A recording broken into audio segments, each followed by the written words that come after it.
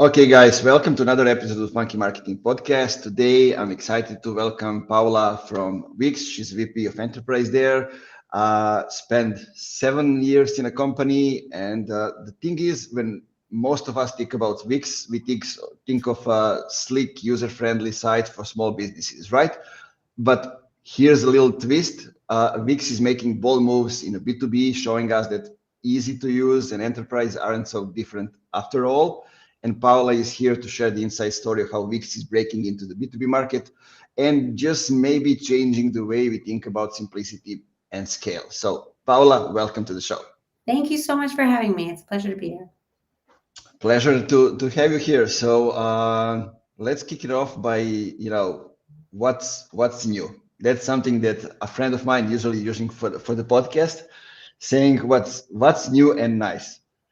What's new and nice? I think what's new and nice in the world of marketing right now is where AI is going. And I know that AI is something that everybody has an opinion about and is talked about and is using. But what I am really excited about is I finally see the disjointed solutions of AI and marketing kind of coming together. Um, at Wix, we use AI in our marketing ourselves. It's something that our users expect us to use or to use in our product. And up until now, I would say most of the teams in marketing using AI are using it kind of in silos. So content is using Claude and design is using whatever and broadcast something else.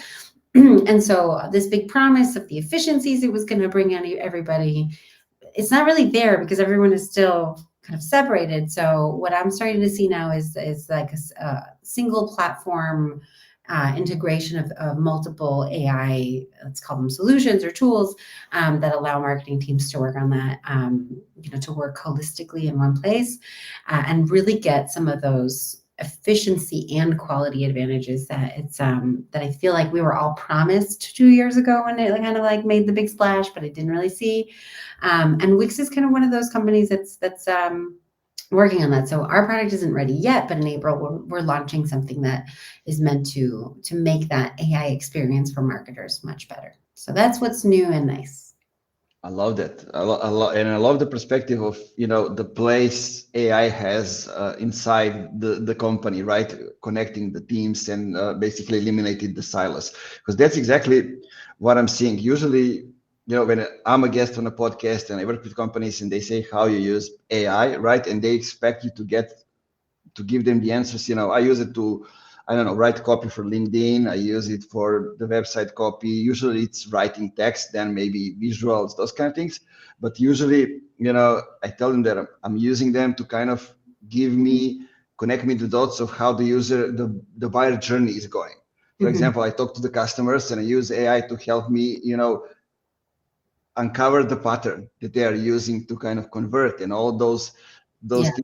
So there, that's actually the greatest value in AI. Mm-hmm. Yeah, I think so too. Yeah. So tell me about Wix, because I think we are kind of reshaping the concept of B2B for website builders, right?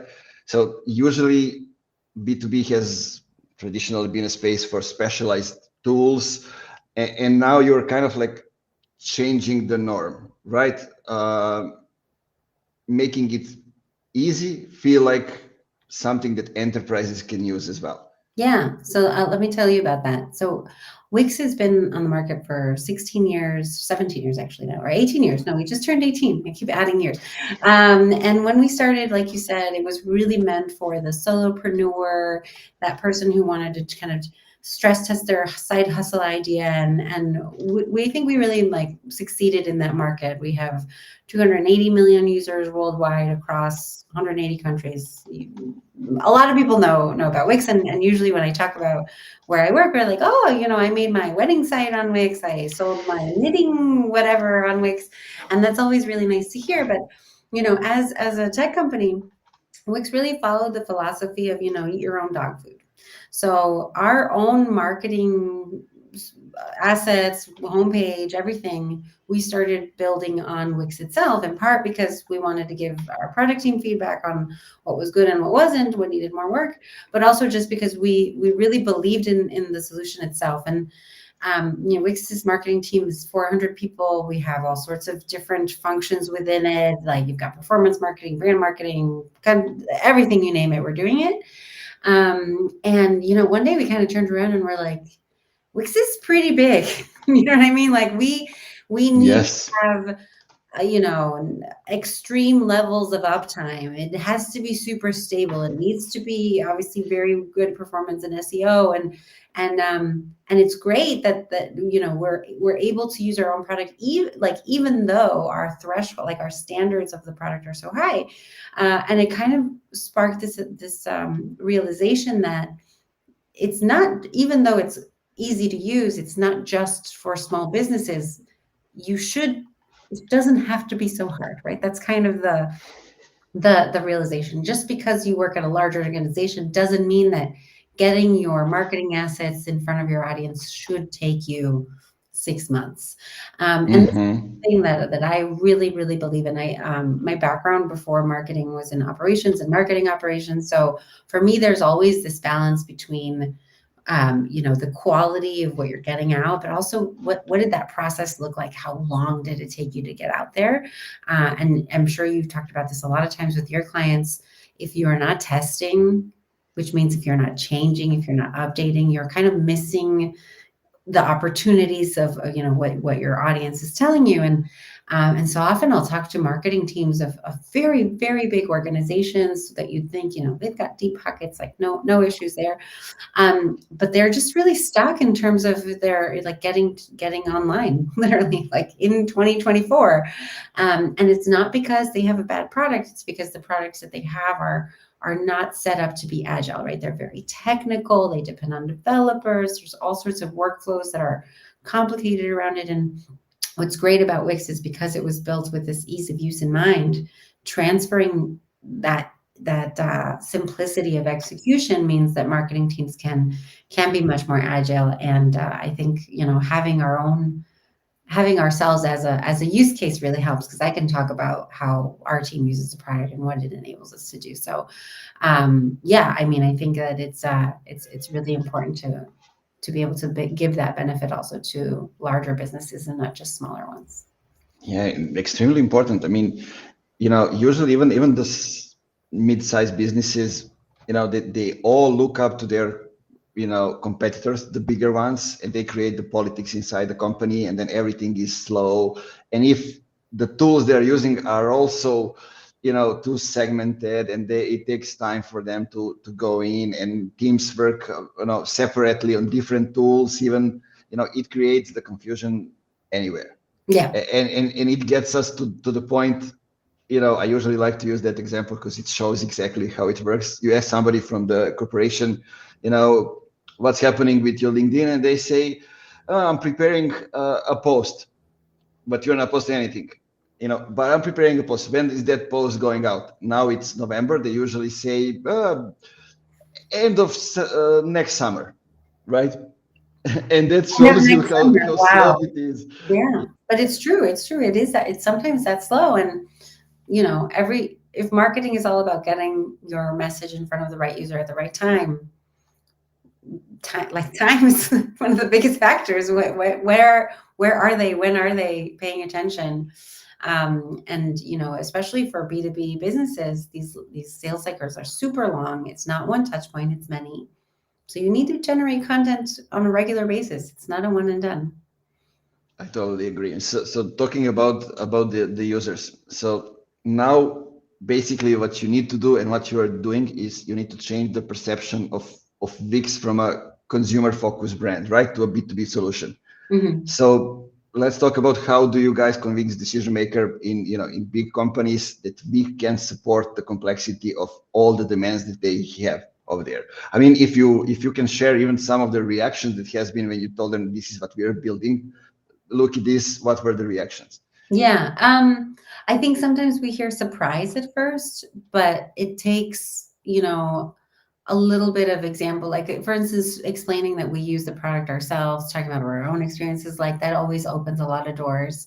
But we also have some big clients, and I think having that those testimonials give an extra level of credibility to the product. So, we have Clarence, HelloFresh, brands that people recognize and know they've done their due diligence and not, risking anything by trying this here.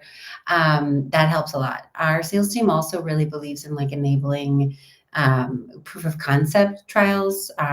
Because I think when you try, like if you try before you buy, you're going to be more convinced purchaser. And I think it's also easier to get some internal buy-in from whichever stakeholders you have to deal with in the company. So for our existing enterprise solution, we don't have a free trial, but it is something that we're implementing for the marketing solution that I mentioned. So just giving your prospects a taste of the product, letting them stress test it a bit is really helpful.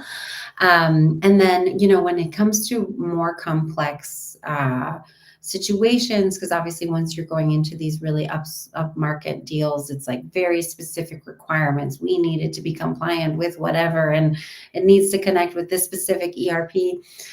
So we have a CTO, and all of our tech team is really enabling our sales team to have informed conversations with those stakeholders so that they can really look under the hood and see, okay, I need to be HIPAA compliant, or I need to be whatever compliant. And then you understand through understanding how the product is built, if it is able to deliver what we promise. So those, it's building trust. It kind of happens in a lot of stages. You start first with brand awareness and being an authority, maybe in those areas that your champion or your end user will be interested in. But eventually, I think to close a deal, your sales team does a lot more than marketing does in helping address the concerns that, or doubts that a buyer might have. Exactly. I mean, you can make them aware, you can make them engage, but sales actually needs to sell that. So talking about that, tell me a little bit about differentiation. How do you look at that? How is Wixs different than other tools that are out there on the market? Yeah. The CMS market, it's crowded. There are a lot of players, and I think it's really important to kind of figure out where your strengths are and understand where they aren't. So one of the things that we're really adamant about is if a deal comes our way that we know we're not the right fit for, we would be the first ones to say, because it doesn't serve anybody to, just take the money basically for a year and then have that user churn when they figure out that it's not going to be the right fit for them. So from that point of view, I think it's important just for your long-term reputation to understand like where you play, where you're a more dominant player. And then the other thing I think for us, when we moved into this space, we really wanted to figure out like what is exactly our unique value proposition. And partly it has to do with the ease of use, right? Like if you go to more code heavy sites, you require developers, it gets more complicated. So the Webflows of the world, or maybe if you're just like coding everything in-house, there's a big advantage there. But I think another big differentiator that Wix has is it's very design forward. So you can build very beautiful things or sites, particularly with Wix. And that's not always the case with some of the competitors on the market, where it's a little bit harder to get some of those effects. Now, design is not going to be the main selling point for every single case out there, but where you are dealing with a design first company, that is a very important that is an important factor. So if you combine, I really need to get to market fast, and I don't want to do it with, a team of developers or an agency that I have to also, work with externally, that's where we kind of find our sweet spot. I'm thinking, do I have more questions around that? But yeah. The one that comes to my mind, and usually, because we talked about influencer marketing, those kind of things outside of the podcast. And usually when I was talking to the people in my surroundings, they said like Wix is building a B2B product, and those kind of things. And I guess that's the common reaction, because what you said at the beginning, people were designing, I don't know, websites for weddings and those kind of things. So my question would be, how do you guys actually touch the point when they say, are you on that level? Compared to, usually like B2B enterprise product are like these complex software solutions, built over the years, and they're, multi-present in the space. Yeah. The specific doubts, I think, really depend on the company and what they're trying to use it for. But often, the doubt doesn't come from the fact that we're successful with small businesses. I think they, when you're dealing with that kind of deal, those questions would come to any vendor, whether they also happen to serve smaller businesses or not. So that's why being as transparent as we're able in how the product is set up, where our strengths and weaknesses are, what existing users we have that we've helped with similar challenges has really helped.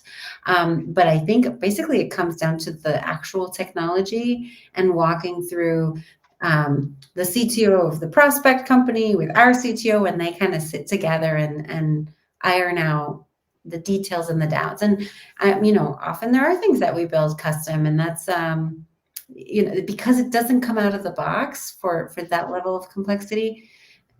It helps, right? It shouldn't, that level of complexity shouldn't come out of the box. So I think that also helps in reassuring any skeptics who might think, Wix is for smaller businesses only. Yeah, let's talk about go-to-market and all these things. You mentioned transparency, and I think you are one of the few companies which is kind of frustrating in 2024 to see who are kind of sharing openly the things you work on, struggles also, not only the good things. And I know by talking with you that a lot of people from the team are also have a startup background. Or a different, not corporate background, and tell me how you look at the go-to-market, and how is the diversity of people from the team actually influencing that. Yeah. Okay. Wow. So I think Wix is a company that really likes to grow people from inside. And when we built out this enterprise product, which I think it's very clear, very different from our core product, you would have thought, in another public company, CEO would call someone else and be like, hey, who would you recommend to run this marketing team, run this sales team, run this whatever? And that's not what happened. We kind of took everyone from inside and started to build the go-to-market team that way. And, that's not without its challenges, right? So for me, for instance, had very little B2B marketing experience. We work also with agencies, so it had to do more with that. But it's still very different from an enterprise sales cycle, like different way of marketing, different way of attracting them. And a lot of it has to kind of do with educating yourself and testing and trying. And I think that goes back to what you're saying, the startup DNA, which, sometimes I laugh when people say, oh, but it's, Wix is like a startup. I'm like, yeah, it's a startup with 6,000 people in it. But it is true that there is a something about the way we manage things that is really around trial and error, and understanding that, okay, you could bring someone that came from a different company that grew their enterprise business from X to X. But they don't necessarily know Wix, and just because it worked there doesn't mean it will work here. So I think that has made us a bit more confident in just trying different things, trying our own thing. And not everything has worked, definitely not. But I don't think it would have necessarily worked so much better with someone from the outside.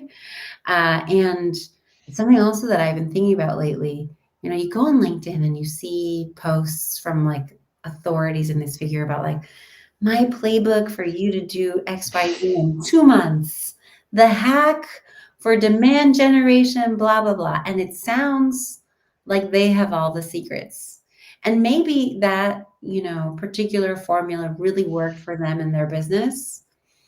but it wouldn't necessarily work for my business because mine is, in a very specific situation of it's like a little startup, but in a very well-known brand, right? So it's not the same as a completely unknown brand, right? Like I have a pretty big marketing budget, marketing team, even not my own team. I can rely on the general marketing team. So like the situation is never, copy paste. And I think that that's something that any marketer and any company kind of has to come to terms with. Like, how do you do that for your own business, and how much can you really learn from or copy from someone else? I think you can learn from everybody, but I don't think you can necessarily apply like for like. Yeah, I think they have the new LinkedIn video now. But you know what I mean? I see these, and everyone sounds so sure of themselves. They're like, I've got it for you. And I'm like, tell me, I want to know, what are the secrets to do? And then I see what they wrote. I'm like, yeah, we tried that. It didn't work. Or whatever the case might be. So, Yeah, I know that very well, especially being now a consultant. Like everybody has an opinion, everybody has a formula that works, and not many people talk about the struggles. Like 90% of the time I need to sell, and only 10% of the time I'm doing my job, which is usually at night when I stop selling. yeah. Right, and not many people talk about it, and it's the same with companies. It all depends where is your company located, who are the people in house, what's their background, but then what's the product. There are so many nuances that affects if you can implement something or no. Yeah, exactly. So one thing that's kind of interesting to me, looking at what you guys are doing, it reminds me of Drift back in the days. I don't know if you know the story. I shared it on the last episode on the podcast, but they organize executive dinners. Mhm. Then they came up with a book, Conversational Marketing, right? Then they shared like, I don't know, 42, 47 things on scale that you can implement so you build a hypergrowth company, those kind of things. Then they had a podcast with the CEO and CMO, Dave Gerhardt. Now we all know him from different Yeah. businesses, and they were active on Twitter back in the days. And then it follow up by the team posting, liking, commenting on LinkedIn, and they were the first company, I think, that kind of took over the LinkedIn. So it kind of reminds me of you because you are also mixing like online things with offline and a lot of different stuff. Yeah. Yeah. We have, it's not even, I mean, I think everyone keeps saying it. If you talk to anyone who works in demand gen for B2B, you need so many touch points because you have an audience that you assume you have a good product for, but they might not know that you have this product. And then once you get them to the awareness phase, great, but they're still in contract for another 10 months. So you have to stay kind of relevant in their mind and keep reminding them about why, Wix Studio could be the right solution for their business. So I think that's definitely a multi-touch point thought leadership approach is definitely something that we're working on, and we'll continue to work on for the future for timing. We've definitely seen success in doing so on other aspects of the business, so that's always promising. But I think at the end of the day, you're still trying to engage individuals in some way, even if you're selling to a business. So the way we think about it is if it was me, if I was buying, what would I need to see and hear and think about in order to take Wix Studio as a solution into account? And I was just talking to my CM about it today because we recently purchased Gong, and I was thinking through like, what was that process like? I first heard about them when I was working initially on B2B and someone recommended their content. So I looked at them almost like as an example in marketing, even though their core offerings. And they just kind of stayed top of mind for me for a while. And now I'm working in a go-to-market team and it came time to like replace software. And I was like, God, let's check them out. And, it's like you leave little breadcrumbs and hope that, you find your fit. but it's hard.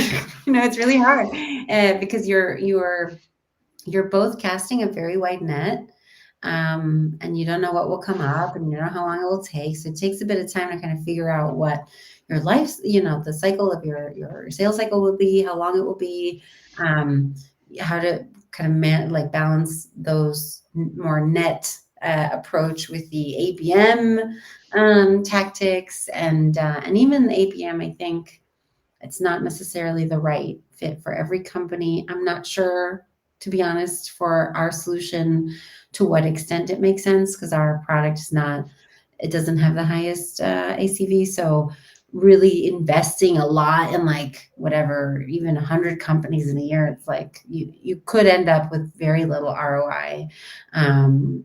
So yeah, we're in this interesting kind of in between, like the volume direct to consumer business that we know really well, and it's not so targeted. So we're really trying to find that balance, and I think we'll probably continue to play that game, as the product evolves and we evolve in terms of in our go-to-market strategy.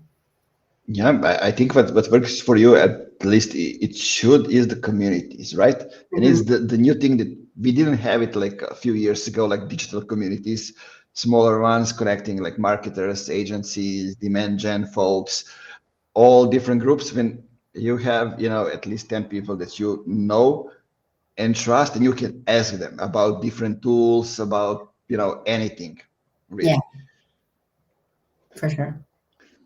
Are you using any of those? Doing any activities related We're to? starting to. This is fairly new in our playbook, but yeah, we're really starting to work with actually with existing communities and creating maybe educational like marketing content that isn't necessarily sponsored by Wix, but might have examples of how you apply that learning on the Wix Studio platform. So, in general, I would say our approach is bring as much value as possible and have the product kind of as a second layer rather than what I would have called our more traditional approach. It's like YouTube video, someone using the product, sending them to a landing page, right? It's way less direct to sales funnel.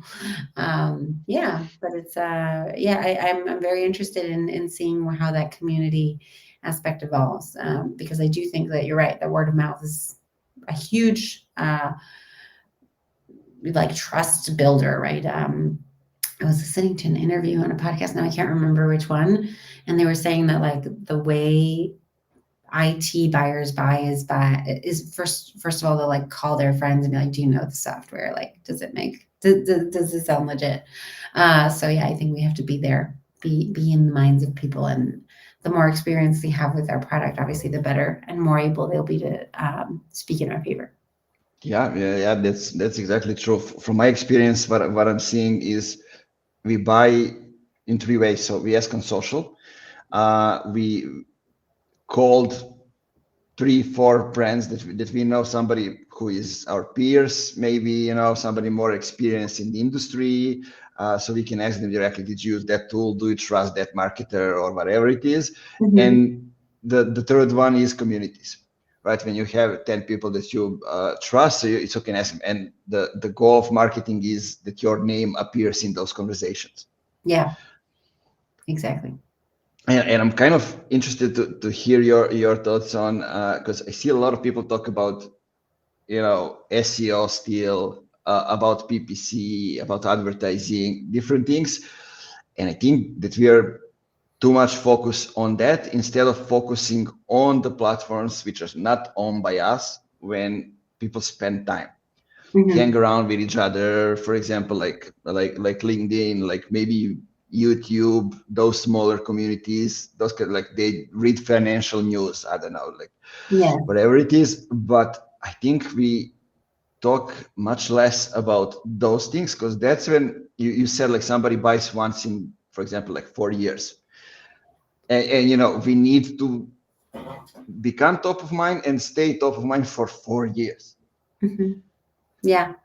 I think people like to talk about ads and PPC and SEO because it's like the traditional, it's like what we're familiar with, right? And even I can get caught up in some of those debates because there's something so comfortable in what's familiar, right? But the way people buy and, like you said, where people spend time, I think it's you're kind of kidding yourself if you think one ad is going to convert a user of that, of at least for the size that we're talking about deal. So while an ad can lead to one of the 8, 10, 15 touch points, it's not the thing that's gonna, it's not gonna have the ROI of the sale itself. So, I think if you're in marketing, you're also in the entertainment business, because you are dealing with humans who are in a world where they're online all this, like from the moment they wake up until they go to sleep, and there's so much information. You talked about LinkedIn. LinkedIn also has ads. If you like, I play this little experiment every once in a while where I screenshot how many ads on LinkedIn I'm exposed to in 1-2 minutes, something like that. And it's a lot. It's like 10, 15 ads. And some of them are good and some of them are bad. And kind of your brain, as you scroll, knows what to ignore and what to engage with. And I think the secret there for marketers of whatever business is, how do you make your ads feel more like actual content? And how do you make your content promote your product more? Like, how do you find the balance between those two things?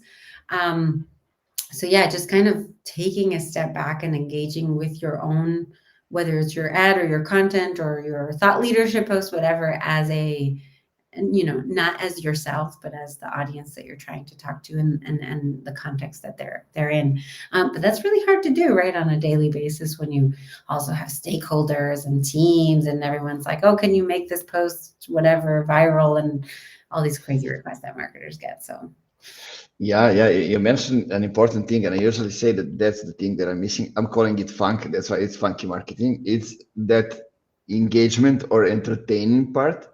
When you actually, invite everybody to the party and you are the one standing alone in the corner, if you don't have that one specific thing. And for example, that you mentioned ads, like using memes in ads, for example, is the thing that will make you, oh, that's interesting. Or you can simplify the complex term or explain something like that. And I think that entertaining part is something that is missing, and it's really hard to do to a lot of B2B companies. yes, I'm saying that because there are so many people in leadership who are introverts, people who work on a product, right? Engineers.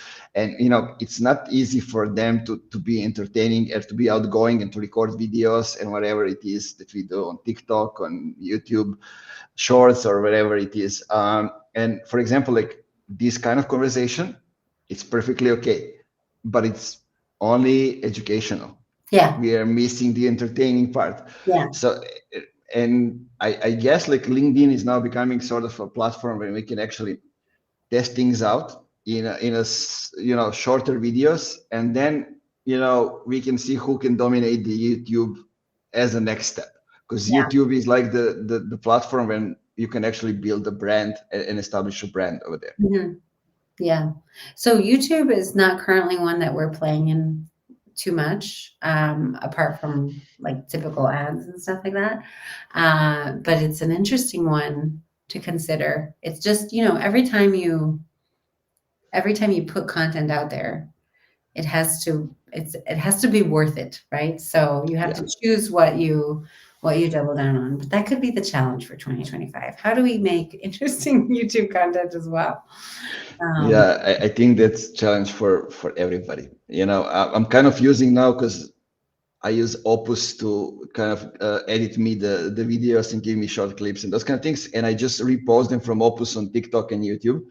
And I see what sticks, what people react to. And then I share it on LinkedIn if it gets comments or That's a those good kind of things. test. Interesting. Yeah, I mean, not many people are commenting, but when they comment, I share it. Yeah. So we'll see. But for example, like on TikTok, each post gets like 700 views, which is actually great. And I post 3 per day. So Wow, it's a lot. 3 per day. I mean, it's very easy when you record a podcast at least once a week. That's true. Right. You have a lot of content and I cannot post it on LinkedIn because it will oversaturate everything. Yeah. So on TikTok, it's different. So I test things out and see how it goes. But tell me a little bit about how do you approach the thought leadership part? Well, I have a controversial thing to say. No, I don't think it's controversial. I think you have to have thoughts to be a thought leader. I've like been in so many situations where, we're talking to someone from a different company and they're like, I told my content writer to write my LinkedIn post for me. And I'm like, how? How is someone going to do your thought leadership for you? Um, so yeah, I think you got to have your own thoughts for your thought leadership. And not only that, I think it helps when you sit down and think about, I've worked in this industry for X number of years. What do I have to like? What do I have an opinion about? Right? It's basically that's what it is. You It don't even is, have, yeah. it doesn't have to be true for everyone. It's like, what did I learn? What did I have an opinion about? And kind of the more you do it, the more you realize you have, at least I realized I have way more opinions than I thought I did. I'm like, "God, like 3 opinions today. That's a lot of posts." So kind of the way we tackle it is, it turns out I have a lot of opinions on marketing. And I'll tease out maybe one concept on a post, and then that becomes a webinar or that becomes an interview, and you kind of repurpose content that way. But I think about it as, if I was in a room with other marketers, what would I want to share with them, and hope that they also have something to say back about the thing that I noticed or learned from or whatever. And I think it's pretty obvious when you see that, there are C-level, whatever, people not writing their own content. It just sounds like there's a little bit of a distance. There's more of like a company brand voice. And I get it. Like, it's not for everybody. Not everybody's a writer. Not everybody wants to be, with, like, it's weird. Like, it's still weird for me to post videos on LinkedIn. I'm like, not super comfortable with it, but I've embraced it. So I get that there's that, that hesitation there, but, kind of once you do it, you're like, okay, I made a video and some people commented and they liked it. And if someone didn't like it, I didn't find out about it. Most people on LinkedIn, turns out, are quite nice. So it helps bring the barrier to posting down. But yeah, I think if you're doing thought leadership, like, please make it authentic thought leadership. Like, you have an opinion, just be confident enough to kind of put it together in words or in writing. Yeah, I think that's the main advice I would give. Yeah, I think one thing that definitely, we need to have if we are writing on LinkedIn, okay, thought part, yes, you need to have a fresh perspective on the things. But one thing I always say, you need to have something that at least 10% of your audience disagrees with, right? Because that will make, others engage. That will make them, like just move them a little bit on the side. So it itches them and they start responding on saying Yeah, things. that's true. That's true. I think if you're able to have, it's not even a hot take, but something that's not, like super vanilla, then yeah, you're going to probably get more engagement. And by the way, I think that is thought leadership, right? Because if it's so vanilla, then it's not a new thought. Thought leadership, you got to lead with your thoughts. Yeah, exactly. An advice I can give to the people working with thought leaders is, you can help them with the post, but make them create their own hooks and post their own posts, because that way, they learn that, okay, this is, they look at a post, they say it doesn't look like me, or I want to give it an edge, or something like that, and they learn, if they post the post, they actually, they care about what happened. If you just schedule it, somebody else does it, they don't know where it goes out, and they don't care. But this Yeah. way, they feel like, oh, I posted this. It's not And something to play with. yeah. And whoever is writing that post needs to spend a lot of time with that person and really understand their voice. Otherwise, you do get that like inauthentic sound, almost like an AI, but it's not. Yeah, it's a person, but it doesn't sound. Like, yeah. And I think the other thing, if you are working with a thought leader, that you're trying to help them like bring out that those nuggets of insight, you can also really be frank with them about what isn't really thought leadership. Like I had situations where someone wanted to post something and I looked at it and I'm like, listen, talking about how you're user centric, it's just not news anymore. Like everybody's user centric. Maybe it was news 10 years ago or 15 years ago when you started as a whatever in this company, but if you talk about that now, it just sounds like if you're talking to me about remote work, like it's very 2021. I don't want to hear about it anymore. Yeah, it is. But look, in 2019, early 2020, I thought that, talking about moving from lead gen to demand gen was something that in MQLs wasn't going to be a topic. In 2024, we are still talking about those. I wish it wasn't a topic. Yeah, I mean, I think it's very hard to change how businesses think about growth, right? So like I think a lot of marketers are past it, but they work in organizations where, you're still working with as part of a larger go-to-market team and everything is set up as like what percentage of MQLs are becoming SQLs and your finance team is like, ugh. So it's hard to shift everybody to this at the same pace. But yeah, I wish that conversation did as well. Yeah, so talking about growth, especially long-term growth and a vision. Tell me, how do you see Wixs with a new product uncovers and enrolls? And let me think about the better question. How does winning look like? Oh wow. Okay, so I'm going to give a really ambitious answer. And this is very product dependent. So there are some things that marketing can do and some things marketing can't do. I can help enable this vision, but I definitely can't do it alone.